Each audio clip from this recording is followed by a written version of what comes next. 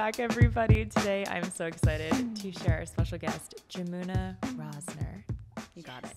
Nailed it. Everybody, it took me 5 times to say her name correctly.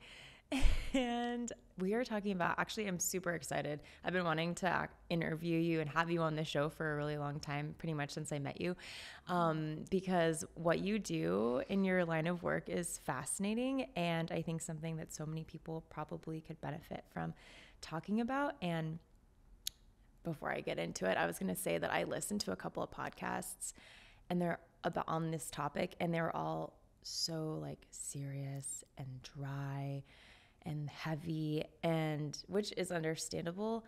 And you, like, on your social media and everything that you do, it's like really light and accessible, and I loved that. So thank you so much for being here. And I totally realized I didn't tell everyone what we're going to talk about, but okay. You are a trauma-informed coach and help people heal from trauma, as well as helping coaches hold space for people that are dealing with trauma. So you said that beautifully.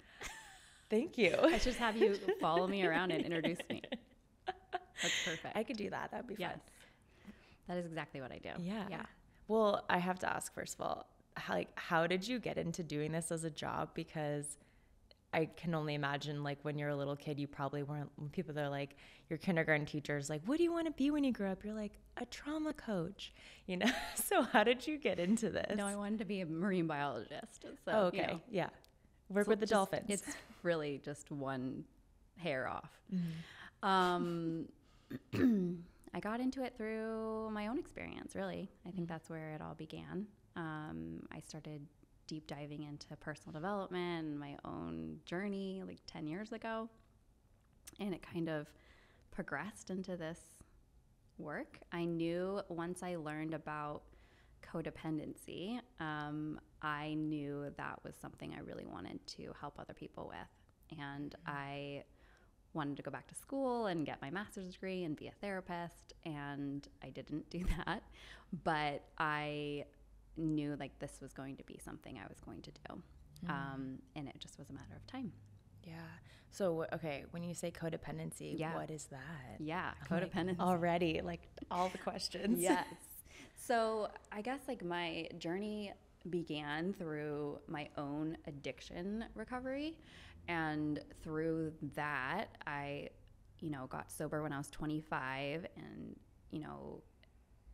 essentially at the time, I didn't realize this, but now, 10 years later, I believe addiction is really unhealed trauma, and it's a response that people use, a coping mechanism, right? And so I was reaching for that, and it worked for a long time. I started drinking really young.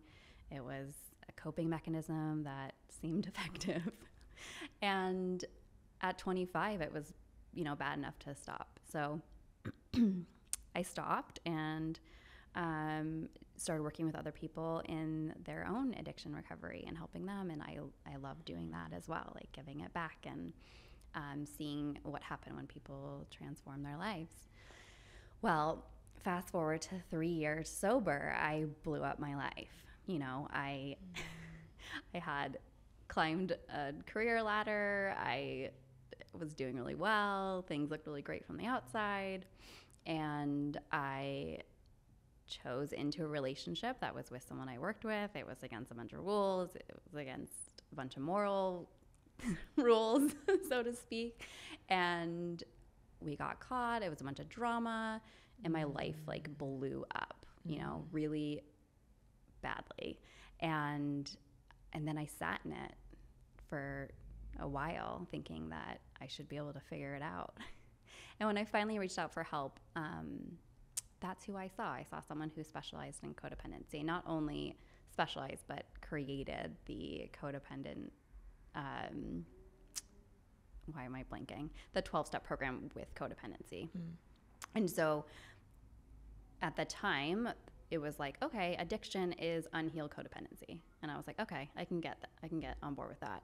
And we went through what I now know as a lot of trauma work, but she didn't call it that at the time, to understand how all of these things that happened in my life and how I reacted to them and all this stuff was an unhealed codependency from childhood.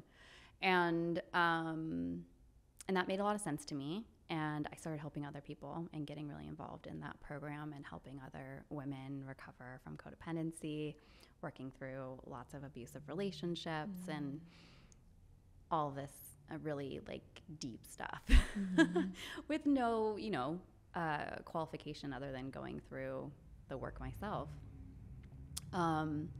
So now my definition of codependency is similar as addiction. It's really just unhealed trauma, right? I truly believe that trauma is the core of everything, and everyone has it. We develop it in childhood at some point. It may or may not have come from our parents, but most likely it has. And then we play it out over and over again in our adulthood until we heal it. Wow. So I don't know if I answered your question. That was a very long-winded answer. Oh, no, but that was so amazing. Well, and thank you for sharing your personal story too. Yeah. And I think that so often I've found that people that become really experts in things, it's because they themselves have dealt with that and learned from it. And there's such a closer personal connection to it that you really take it on and then can really help people because you know where they're coming from and there's that sense of empathy. Totally. So you say basically, and like, when I think a lot of people think of trauma, they're like PTSD or like really severe things. And so I'm curious, I know there's like little t, big T, like what do you classify as trauma? What does that look like for anyone that's not sure if they've experienced it? Yeah. So big T trauma is exactly what people think of when they think of trauma. They think of PTSD. So combat war veterans, a car accident is big T trauma. Physical abuse, sexual abuse, like the really, really gnarly stuff that we hear about is classified usually under big T. The problem with little t is that it's sneakier, it's quieter, and people compare and say, well, I didn't have it that bad. I didn't have the physical abuse. I wasn't locked in a closet. But little t is emotional abuse, psychological abuse, verbal abuse. It could be really like trauma's defined as, or one of the working definitions that I love to use is too much, too fast, too soon on the nervous system. So it really is anything that came into your body. And when you're small, you have a small body and a small brain. And so it's easier to overwhelm it, right? So it's like, if too much, too fast, too soon comes into that little nervous system, it overwhelms it, right? So it could be overwhelming if you lived in a small town and you went to New York City for the first time. That could be overwhelming, right? Not necessarily something that is going to be, well, yeah, it could be little t trauma, right? So people get stuck on that big T trauma and they think that that's the only way that we define trauma. And it's just like, it's not that. There's so much gray in the little t trauma. And essentially, like, when you're young, if you don't get your needs met, it starts to tell you a story that you're not worth it, right? And that becomes trauma because it's repeated over and over again, right? So it could be something as simple as your parents not validating your feelings, even though they're not trying to cause you harm. Like saying, like, when someone falls, you're okay, right? Yeah. Little things like that add up over time. Interesting. Yeah, I actually, that comment you just made, I was doing some research on trust and how we don't realize that we do these things, but as like caretakers or parents or whatever have you, if they're saying like, no, you're fine, like you don't need to be sad about that, then you don't trust yourself. As a little kid, you're like, oh, I guess I was wrong, even though in the moment, like, that was really upsetting. It's so funny. I'm like, where did that come from? I was listening to your podcast today. So I literally just quoted you. Oh my gosh. On accident. How funny. That's awesome.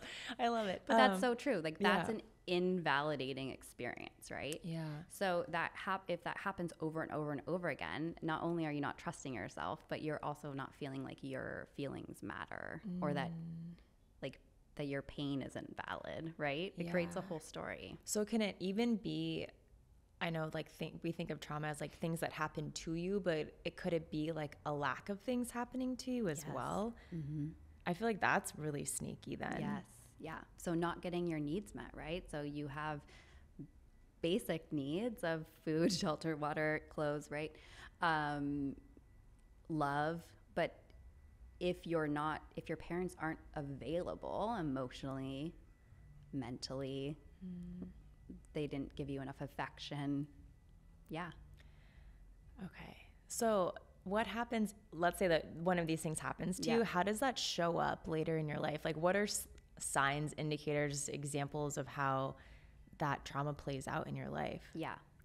So like unavailable parents, right? Emotionally unavailable parents. It can play out in seeking that emotional validation in relationships. So it can look like either playing out the emotional unavailability by continuously finding emotionally unavailable partners, which I did. I'm like, I understand that now. Yeah, I can speak from my own experience with that, right? Over and over and over again, because I didn't get it from my parents. I just sought after it, trying to rewrite the story, right? And that happens often. Or you could become overly giving to people. You could be like, that's how the codependent stuff plays out, right? So codependency is really like finding outside validation for an internal problem, right? So it's like, let me seek outside myself for that validation so that I feel good enough. So I find a partner to validate me, or usually it's in relationships. So it can work both ways, where you're like accepting unacceptable behavior because you don't think that you deserve any better, or you're like overly giving and like don't want anyone to leave you. Oh, like a fear of abandonment sort of a thing. Wow. Yeah.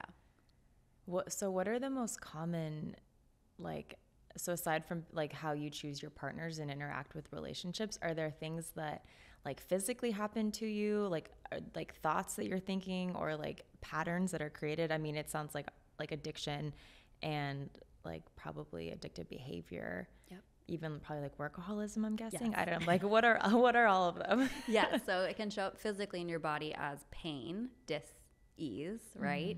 It can manifest into tons of things. There's research that shows that autoimmune disorders are connected to unhealed trauma. So it really is so broad, right? It can happen in your body. Like usually it happens as like anxiety, depression. We saw a lot of this in the last year and a half come out, right? So it's it could be something on that side of the scale, or it could be like more severe personality disorders. I feel like are from unhealed trauma or very severe trauma, disassociation. So lots of things can happen in your body. Addiction for sure. Work addiction to work. Why did I just like not remember that word? Well, but that's like what it is. Being a workaholic, we're addicted to your work. Yeah. Oh, what's that word? Which is, it's like the socially acceptable addiction to have. Totally. Yeah. And we see that a lot in Southern California. It can be striving for being perfect. So perfectionism. It can look like a lot of stuff with relationships, whether that's going and repeating dysfunctional relationships, unhealthy relationships. It can also look like money trauma. Yeah. I see that a lot. I'm like, tell me more about that. So people not thinking that they deserve money, or it really depends on the dynamic in which you're raised in, right? We usually inherit our parents' money trauma. So trauma like can be picked up relationally. So it's like relational trauma. It can also be generational trauma passed on. Oh, okay. Well, like what's an example of generational trauma? Yeah. So descendants of the Holocaust is generational trauma, right? So someone who goes through a extreme traumatic event that actually runs in your DNA, in your blood, and can be passed on to generations. Wow. So I guess let's say that you and I both have friends that are Jewish. So how does that show up in them, like 2 generations, 3 generations down? Yeah, it can look a lot of different ways. So money trauma can go along with that as well, right? It can also look like fear of being like killed, or being like, I know the woman who I was trained in being trauma informed by is a trauma therapist of 15 years, and she's also Jewish, and had that like fear of being like killed, running like so thick in her DNA that she didn't know where it was coming from, and it was generational trauma. Oh my gosh. Yeah.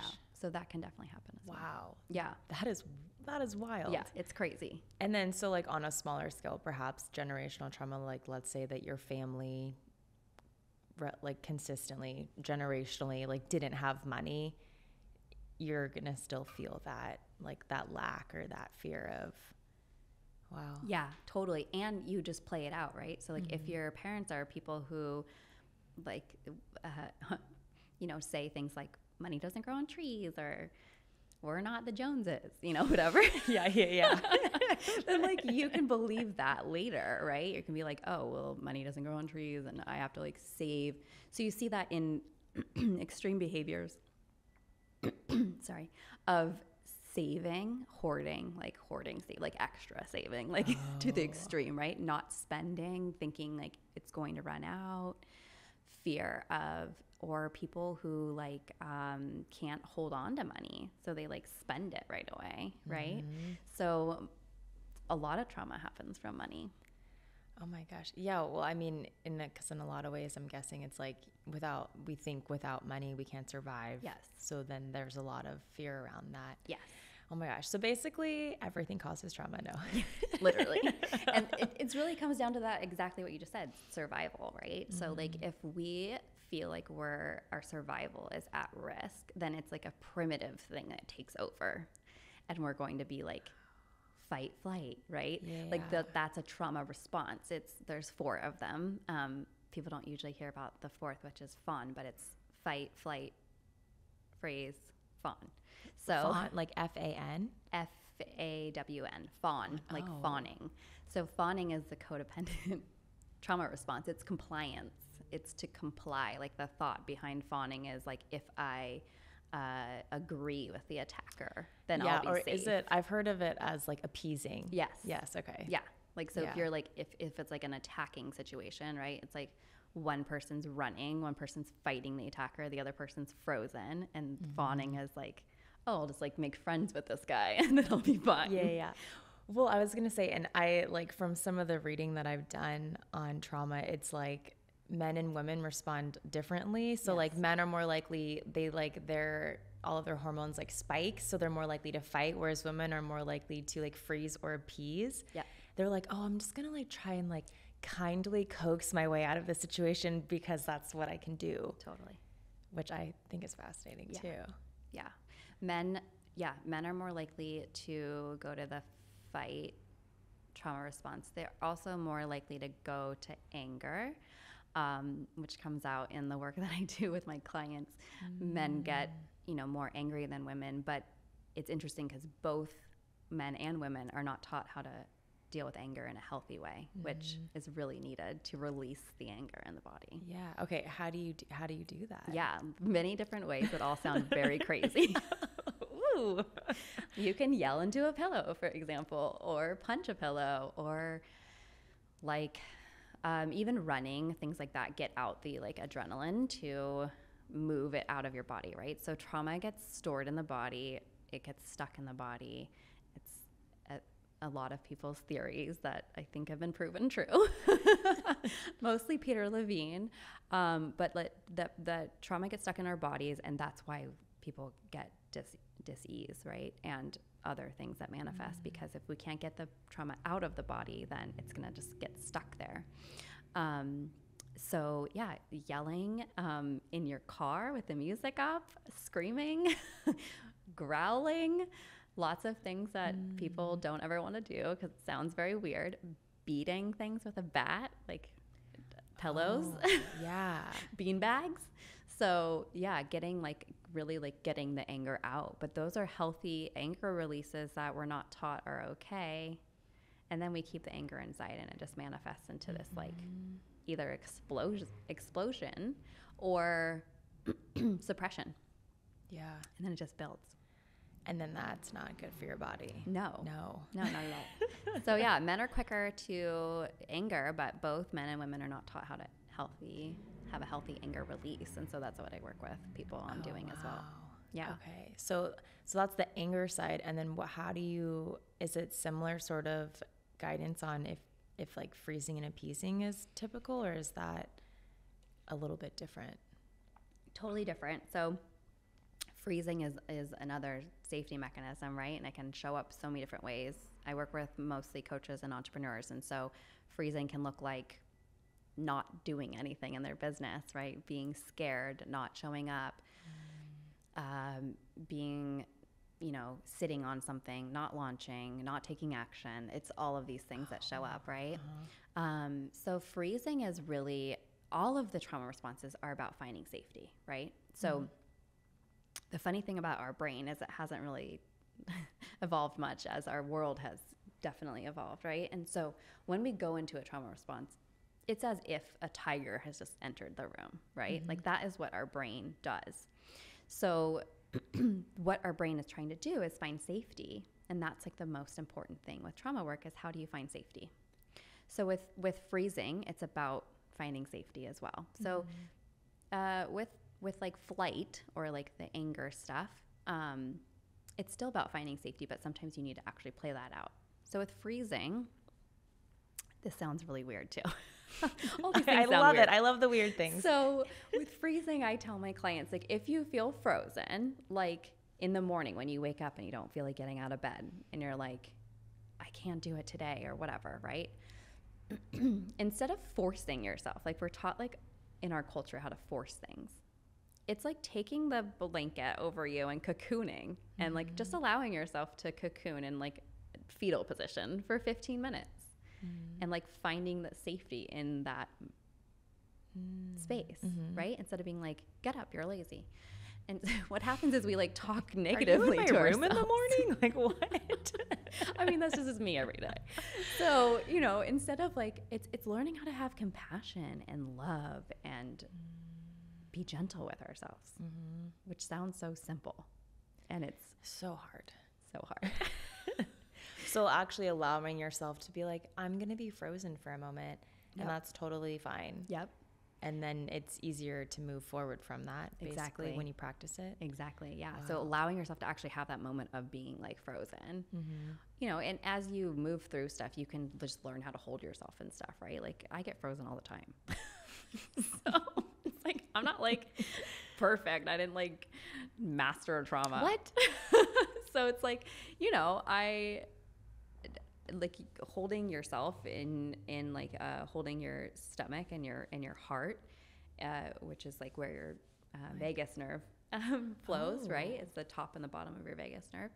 To calm yourself, like to breathe, to say it's okay, to like hold yourself in whatever you're experiencing. That's like what is the work. Goodbye, everybody. Kirsten's now asleep. So it's finding that safety, and it's finding that like you get to show yourself that you can be there for you. Yeah. And usually how that's learned is through this like connection with another human, feeling safe and feeling nurtured and feeling cared for by them. And through that, you learn how to do it yourself, but not to be like dependent on them, but to be like, let me show you, and then like you set you free. Oh, wow. And then does that probably kind of coincide with being codependent? Yeah, absolutely. So people get codependent on coaches, and coaches get codependent on their clients, and it becomes like this weird cycle because they're not empowering their clients on how to take care of themselves in the end, right? And that's always my goal, is to help somebody learn how to show up for themselves, because no one's going to do that for you. It's just not, like, you have to learn how to do it for yourself. Yeah. Wow. So it's really just finding safety, finding that like love and compassion and grace for yourself, instead of the forceful pushing, move out of it, get over it. Yeah. And I think that that's like how we're all kind of trained to move forward. And that's also kind of a coping mechanism of like, I'm just going to push this away as long as possible. Yep. And then eventually we all know like it's going to blow up in your face. Some way or shape or form. Yes. But wow. Yeah. So I work with people who are really successful, and it's like they can go for so long, and then there's a breaking point, right? For me, I'm lucky it happened when I was 29, you know, and feels like young enough for, it was like, okay, all right, let's get this over with. But it'll blow up at some point, right? It's going to come at some point in your life because there's only so long that you can run on adrenaline. Yeah. Yeah. And like a while ago, I learned it's like we have so much adrenaline in our bodies and then you can't like get it back. Yeah. And now this is like racking my mind because I remember like all of these athletes that do really high adrenaline sports, they have more health issues later in life. And I think that they've found it's tied to the fact that they don't have as much adrenaline naturally in their bodies. Interesting. That makes sense to me. I mean, it becomes an addiction, right? You hear adrenaline junkies, and that happens with extreme sports and whatever. People, I don't do these things. BMXing. I skateboard sometimes really slow. That's adrenaline. I mean, it's inducing it. Not really, but yeah. Wow. Okay, so you were talking a little bit ago about how it shows up in your body. And I'm curious, like, is it like places in your body? Like, how could someone like really tune into themselves and feel that? Can you? Yes, that's a great question. I love that. So one of the biggest things that I teach people is how to get into their body. So a lot of people disassociate from their bodies altogether. So I did that. It happens with tons of different people, but in my case, I did like a bodybuilding show in 2018, and that was like a huge disassociation from my body. Like I like felt it. I was like aware enough and like had done enough work to know like at the time I was doing it. I was like, where's my body? I was literally like, where'd my body go? I'm not in it. It's not connected. Yeah. So that was like a really severe example of it, but I think I had been slightly disconnected from my body my whole life. And that was just it on the extreme, right? So the biggest thing that I help people do is get back into their bodies. And people don't actually know how to pick up on these things, right? So when you say, where does it show up in your body? That's what I ask people in the beginning. What do you feel? What do you feel in your body, right? Do you feel tightness or pressure or like restriction or, right? To start identifying these feelings in the body. And it can show up in many different forms. You know, it's when we get into this response or when we think about something that was traumatic that happened, our body can recreate it. And so sometimes it shows up as like your chest getting really tight, your heart beating really fast, and knots in your stomach. So it's learning how to identify those feelings so that you know when trauma is coming back up for you. Oh, wow. Yeah. So like, and then I guess is the idea to like pause and be like, what's happening inside of me right now? Kind of a thing. Yeah. Okay. Yeah, absolutely. Okay. So that we don't become reactive, but we actually can take a moment to check in with ourselves and see what's happening, what's going on in the body. Oh, wow. Yeah. Yeah. I like had a couple of experiences when I was younger in life where I was assaulted, and I went to therapy like for years, and it was like, I talked about this till the sky turned blue, you know, and it felt like it was helping, but not really. Yeah. And then I started to kind of work with someone later on where it was actually about realizing that I was like holding on to all of these things inside of my physical body and like not even being aware of it. Yes. And when I actually dealt with that, that's when I was able to feel significantly better just in general about everything. Yeah. I'm so sorry that happened to you first of all. Don't. Oh, actually, I'm like, whenever, it's so funny because when people tell me this, or like when I tell people this and they're like, I'm so sorry. Yeah. And my thought is like, I don't want anyone to ever apologize to me for something like that happening because like you didn't do it. Right. You know? Yeah. So people can have empathy for you. That's okay. Okay, fine. But yeah, it happens a lot with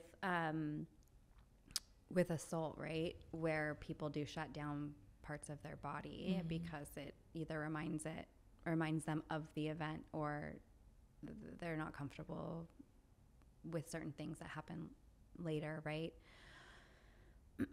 You can close down parts of your like feeling centers, and it's in the body, right? So it's like about learning how to find that safety within your body again, so that you can allow yourself to not be shut down from different parts of you. That's like the problem with the talk therapy model, is that it doesn't go into, like, yes, it's effective to a degree, but when you're talking about trauma, it doesn't go on a felt sense. It's not getting into the body. And so if we just talk about it, we're staying in our cognitive brain, we're staying in our, logical mind, which is just such a small percentage of what's going on. What's going on in our subconscious, what's going on inside of our body. Those are the pieces that we need to dig into. Yeah. So I'm curious, do you do somatic healing? Because that's, Yeah. that's really what I just recently started learning about. And I'm like, could you share with everyone kind of like what that is? And you're like, yeah, I love it. Yeah, I do. So yes, I work in a somatic way, and I was trained by a therapist who created her own method, but, learned from Peter Levine's somatic experience method. And, I do a lot of inner child work this way as well, right? So I walk people through a meditation to get into an alternative state of reality, right? Just to get the brain like to shut off a little bit. So, it helps to close your eyes or to rest your eyes if people aren't comfortable closing them. But to get into a meditative state by doing that body scan that we talked about, checking with your body, seeing where things are showing up. Usually we do this once a memory has come up and we start to go into that memory. So the point of somatic work is A, to get into the body. B, it can be used to remove the charge of a past experience, a traumatic event, right? We can go in and we can rewrite it, so to speak, not to bypass it, not to discount the severity, but to come in as your older self, to come in as the parental figure that you wish was there to have done something about it, right? And to remove the charge, to make it less overpowering on you, right? To take your power back. Like I know people say the word triggering.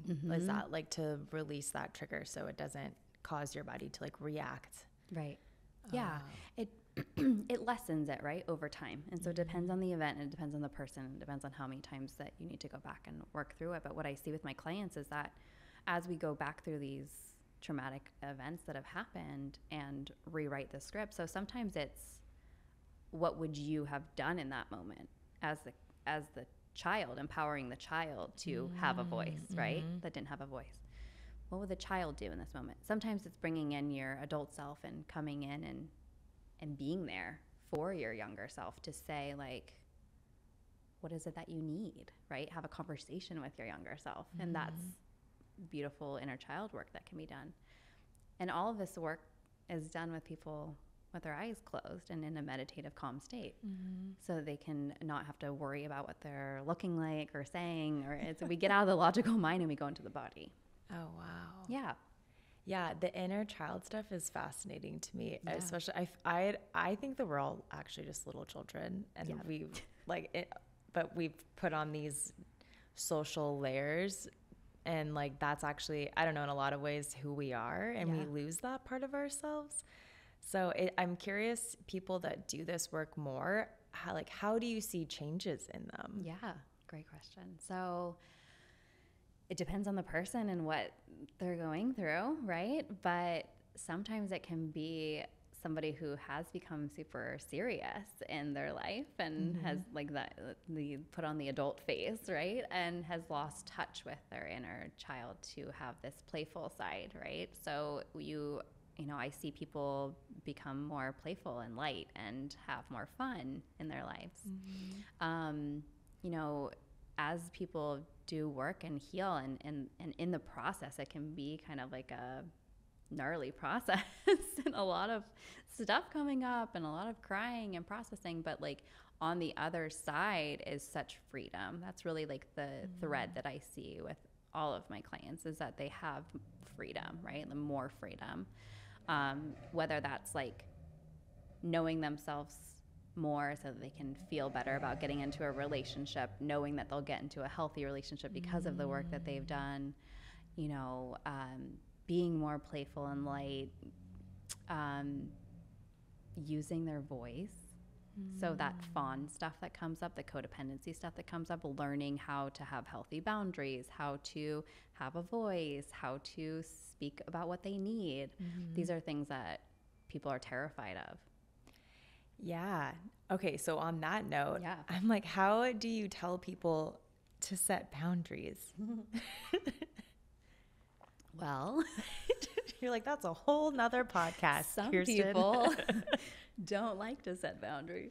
I don't tell anyone anything, but I do invite them into doing things. Yes. Correct like vocabulary. Maybe we should set a boundary here.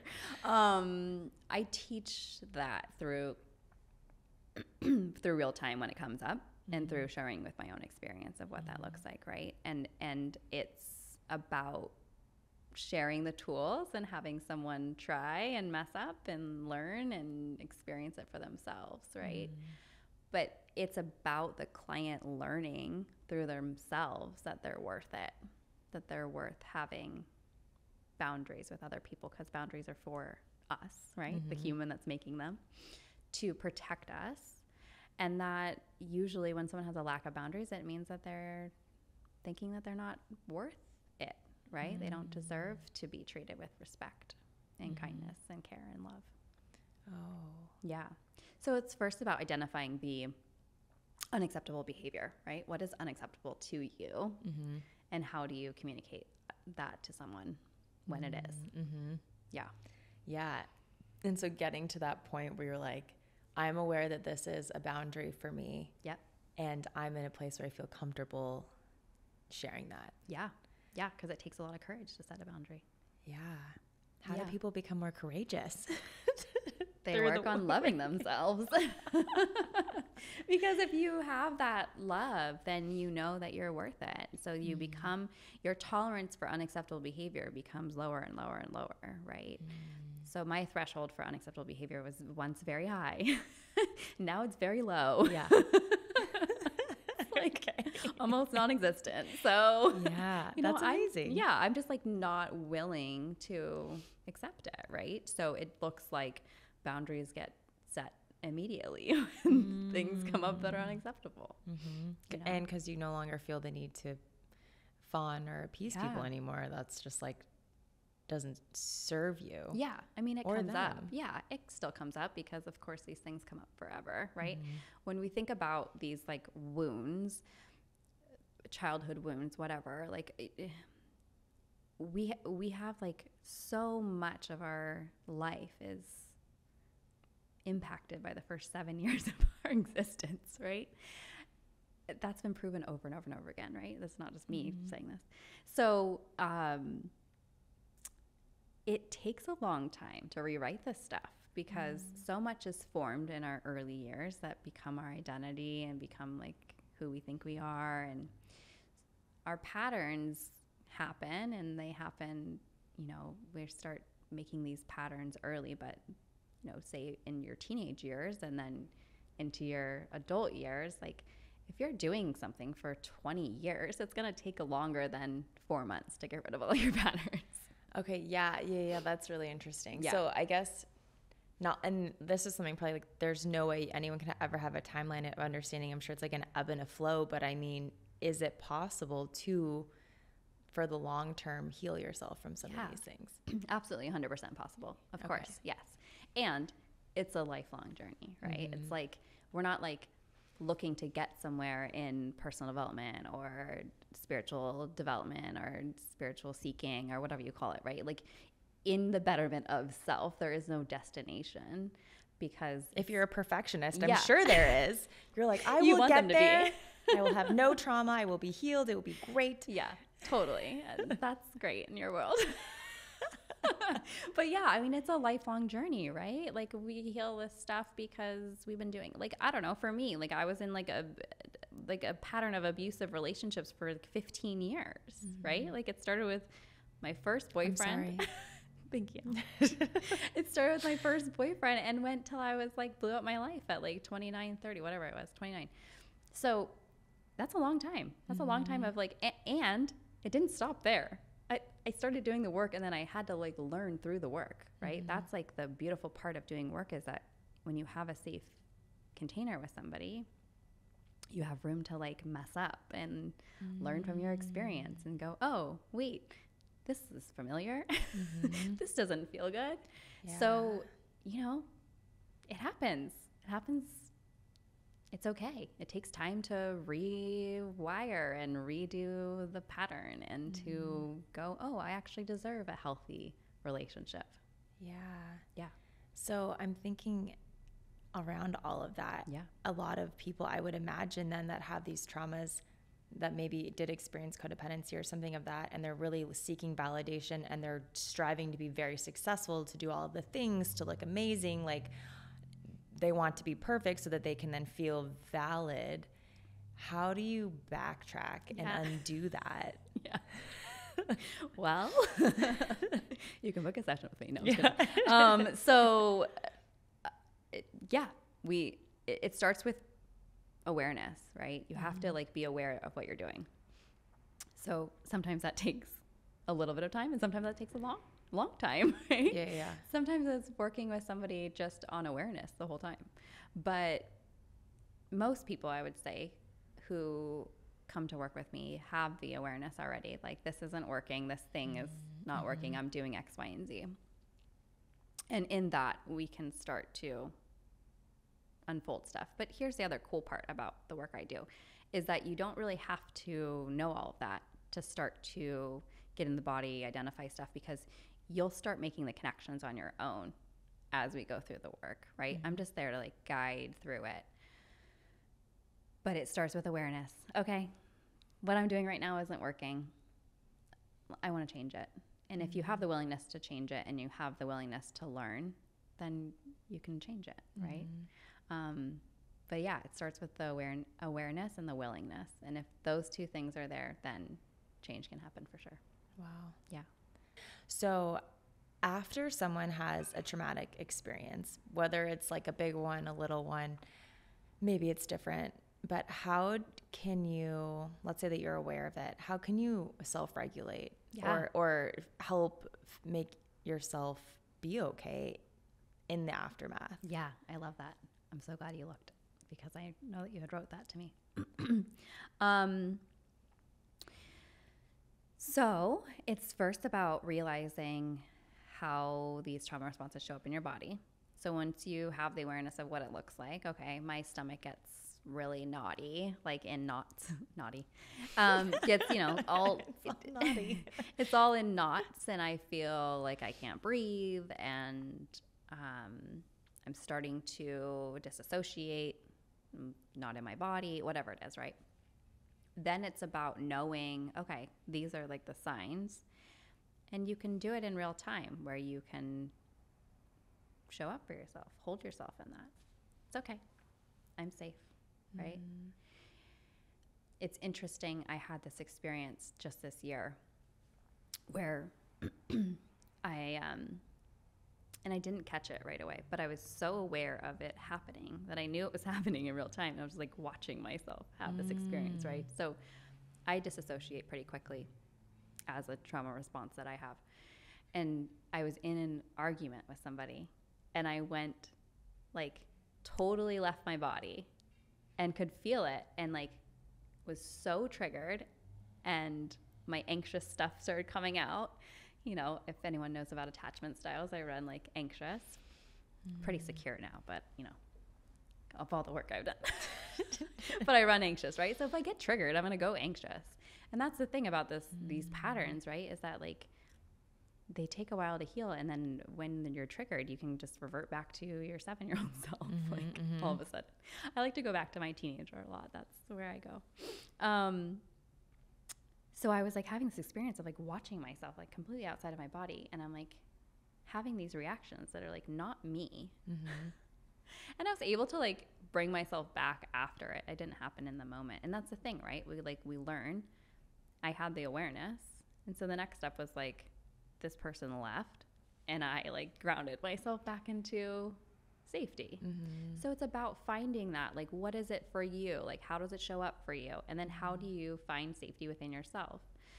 So when I work with people somatically, we find safety anchors. So finding a place that feels really safe for them to be able to go to so that we can end these sessions in this place that's calm and safe and feels good. What's like an example of an anchor? Yeah, so like we call it like calm place is another word for it. So like finding like a place where somebody feels at peace and safe. So usually they're like in nature. So it could be like on a beach, on this particular chair, in this, you know, at this exact beach. Could be like at a, you know, aunt's house or whatever, right? Like on a farm in Hawaii. There are all these like I'm in outer space. Yeah. It's great. I'm like, that's not a good anchor. No, we need to be in the body. Got it. But yeah, you find that what it is for that person. And when I have sessions with people and I ask them, they have like immediately have a thing come to mind, right? Like everyone has it. It's usually helpful if it's from childhood, but it's okay if it's not. Of this place that feels really safe to them, right? And so we go there before we end the session so that they can feel regulated, so they're not dysregulated afterwards. So it's about learning how to bring yourself back to that regulated state of like, okay, I'm okay. Yeah. Because as you're describing this, I'm thinking like I had like a similar experience maybe a couple months ago, but for me, I go the opposite direction. When I get triggered, I'm like, wait, what is it? Anxious. What's the other one? Avoidant. I get avoidant. I'm like, get away. I need to be alone. But like in the moment when that's happening, it's like, can I really just go, excuse me? And like, I'm grounding myself. I'm okay. You know? So is that something that you do after that happens, or like in the experience? I mean, first of all, I think it would be really cool if like people would feel comfortable if we all did that. Think about how amazing that would be. Like you're in a conference room and someone gets triggered. They're just like, and then continue. Like that would be amazing. Yeah. I mean, I've seen it happen in real time when people know this work, right? That they can actually do that. They can calm down their nervous system when they're triggered. It happens in healthy relationships where people know like when a person is getting triggered, how to like come to this place of calm and peace. And there's certain things that you can do as a partner to help co-regulate your partner when you're having this moment, right? So yes, it's possible. It's a skill. So it feels like, in that moment when you're getting so triggered that the instinct is to be like, get away from me. It's going to be challenging to hold yourself in that moment. But, you know, yes after, and yes, like during at some point, if that's like, you know, what you're wanting to do, right? The thing is about like learning in addiction, I used to call it like the like trigger before the trigger, like the thought before the thought. So like before you go to drink, you have like a thought that's like something that feels like there's like a feeling that comes in, like I'm mad, right? So then like I want to do this. So it's like identifying all the way back to like before the trigger. So it's really understanding how to hold yourself in this safe place so that you don't get triggered, right? That's like the end goal, but I don't know. To like push you towards like your addictive or impulsive behavior. Right. Like to like stop you from actually doing the thing, right? So that goes with like a trigger of like anxious or avoidant behavior or any kind of blow up explosive behavior. It's how do you catch yourself before that even happens, right? These are all just aspirations. Yeah. We're not striving for perfection. No perfection here.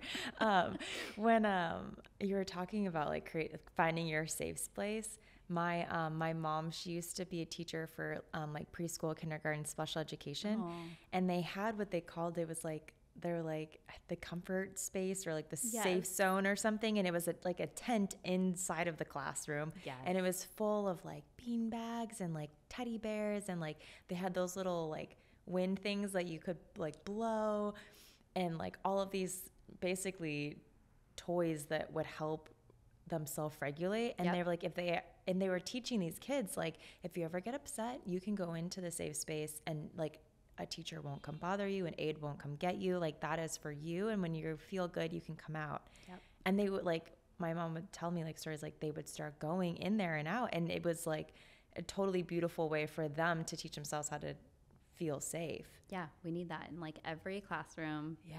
In every grade. In every workplace. Like forever. Where did that go? Why is that away? Like, that's so amazing. Yes, that's exactly what it is, right? Like, so if you teach a kid at that age, I mean, that's incredible. That's like so special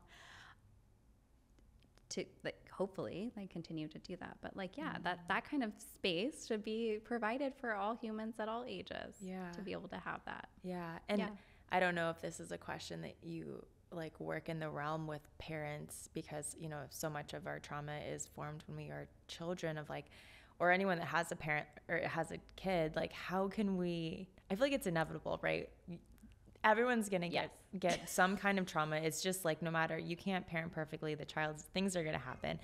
So helping teach the kids how to have like those self-regulations. Yeah. Yeah. I mean, I know amazing parents who are able to do this in their parenting. My energy teachers are some of, I mean, I haven't seen them parent, but the way they talk about parenting, I'm just like, if only everyone parented like this. But, you know, yes, we can teach our kids, yes, no matter what we do, we're going to give our kids trauma in some way, right? But you can do things to teach how, or and if you don't, like some jerk kid is going to at school, right? But yes, parents can teach their kids how to find safety in themselves, how to self-regulate. They can validate their feelings instead of saying you're fine. Yeah. Right? They can do so many things to encourage empowerment and your feelings are valid and how to use your voice, how to set healthy boundaries. These are all things that parents can teach, and I don't know how many do, but there are parents out there for sure. Yeah. Yeah. You're like a little library of knowledge. I was gonna say, do you have any like resources that you would recommend? Like, let's say someone feels like they have a trauma, they want to like a book or someplace to go, and then obviously I would love for you to share your information too, because people need to come find you. Yes, thank you. The Body Keeps Score is an amazing book. I would definitely recommend that for anyone who's interested in learning about trauma. Any of Peter Levine's books. In an Unspoken Voice is one that's very, very great. Any of his books. Those are good places to start. I think with anything, this work you're able to do so much with your logical mind and on your own. And of course, like all of that is valid and great. And we heal in relationships. So the best thing to do is to get support from someone who feels safe and who you relate to and who you can, you know, work with and open up with. Because that's how we heal. We heal in relationships, because the relational trauma that was caused in relationships heals in safe relationships, right? It's from a not safe place that we got it, and so we have to find a safe place to heal. And once you're able to, like I said before, like feel that, what it feels like, and learn how to... And we're gonna have to like give that fly some trauma. Literally. There's a fly like zooming around both of our faces. How you like, once you learn how to be safe for yourself, then you can do it on your own, right? So I really recommend to work on this stuff if that feels comfortable to people, because that's where you learn. You don't have to do it forever, right? And the key is to find someone who feels safe, and I would definitely say is trauma informed, which not all therapists are, which is crazy. Oh. And I'm not a therapist, but I am trained. Yeah. So, you know, those are good resources. And then, I can be reached on Instagram, super easy to find, at Jamuna Rosner. My first name is Jamuna. And like Kirsten said, I'm like the one and only. So it usually pops up right away. And you can DM me there. That's probably the best way to reach me.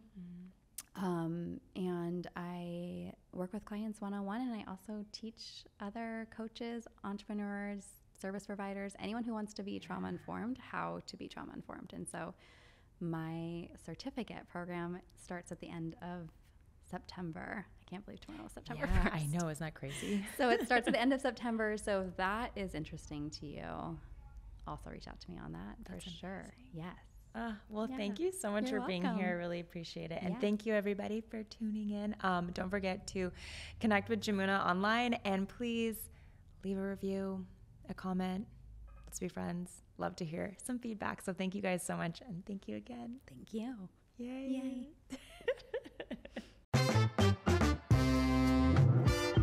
Thank you so much for tuning in to this week's episode of Who Wears Your Pants. Please do me a favor and hit subscribe. Leave me a review or a comment so that I can turn this disaster of a show into something great. I need you. No, seriously, I do. And if you're feeling really invigorated, check out my corner of the interwebs at kirstentrammell.com, or let's get really social on the gram at Kirsten__Trammell, because as a ginger, I need all the friends I can get. Peace and love, my homies. I will see you next time.